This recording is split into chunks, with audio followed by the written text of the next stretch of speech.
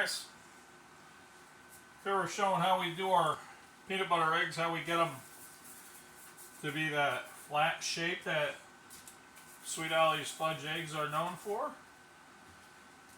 Again, it's a little different than some of the programs that use the powdered sugar filling, because we actually use a fudge based filling.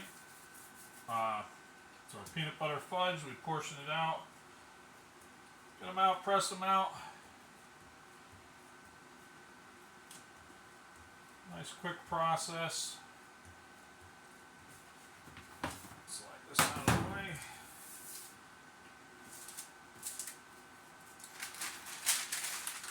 Slide that nice and neat 20 on a sheet. We'll just use the paper to help us flatten them out, and you'll see you get the nice perfect egg. So we'll take that, throw it right up here on the tray.